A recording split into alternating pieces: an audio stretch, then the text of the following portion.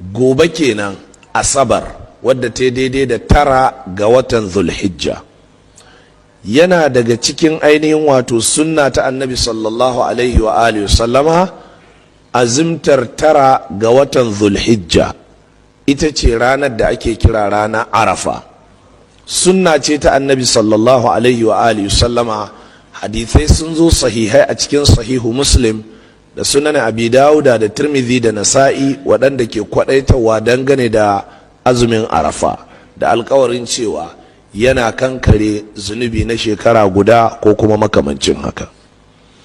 To sai dai wani abin mamaki shine ita wannan arafa ta bana kamar yadda ta taɓa faruwa ba ɗaya ba biyu ba a baya, ta yi daidai da ranar asabar. Ita kuma ranar asabar rana ce da annabi sallallahu alaihi wa alihi sallama ya haramtar da yin azumi a cikinta in ba azumin farilla ba, wato in ba azumin ramadan ba, idan ba azumi na kafara ba wanda yake na farilla, idan ba azumi na nazar ba, da duk wani azumi wanda zai zama na farilla ne kamar ramuwar azumin ramadan, to annabi sallallahu alaihi wa sallama ya hana yin azumin nafila ko mustahabbi a ranar asabar. Hadisi ne sahihi wanda wannan hadisi al-imam abu dawuda da ahmad da al-imam al-baihaqi sun ruwaito shi. Annabi sallallahu alaihi wa sallama yake cewa la tasumu yawmas sabti illa fi mafturida alaikum, ranar asabar kar ku yi azumi sai azumin da aka farlanta muku. To wannan hadisi lafazin shi karara ne, ba shi da wata kura a kai, hani ne kai tsaye. Ya ce ranar asabar kar ku yi azumi sai wanda aka farlanta muku.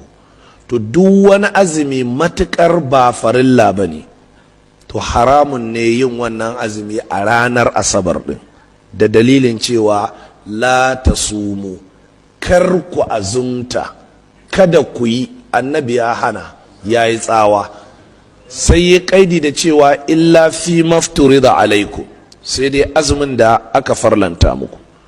Da haka 'yan uwa musulmi, Allah maɗaukakin sarki cewa ike wa in tuti'uhu tahtadu, idan kuka yi wa annabi ta'a za ku shiryu, wa ma 'ala rasuli illa al-balagul mubin.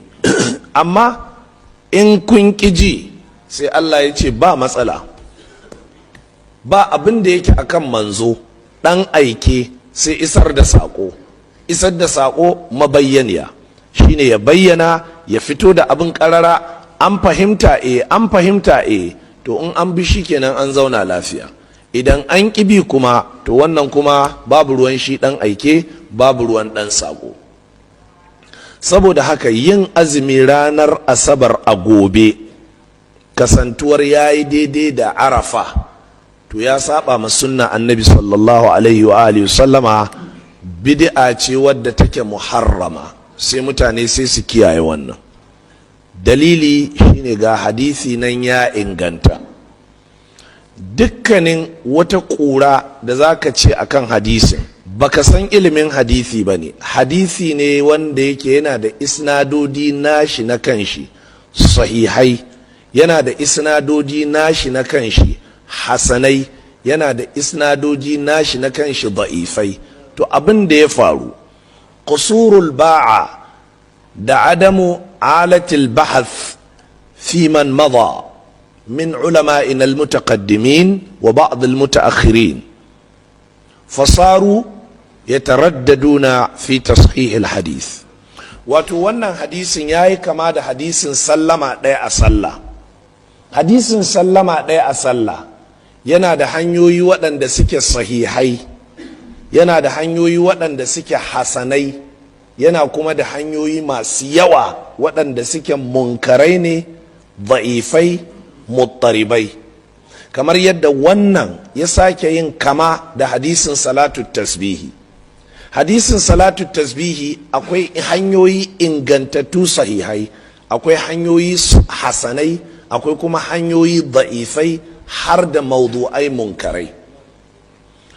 Ƙarancin kayan aiki da ƙarancin ƙwarewa ta wasu waɗanda suka gabata sai ta sa sai suke cewa sallar tasbihi hadisanta ba su inganta ba, yin sallama ɗaya hadisanta ba su inganta ba, hani game da azumi rana asabar na nafila hadisan ba su inganta ba.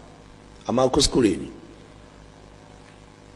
hadisi ne ɗaya ko kuma doka ce ɗaya, amma ta zo da hanyoyi da yawa.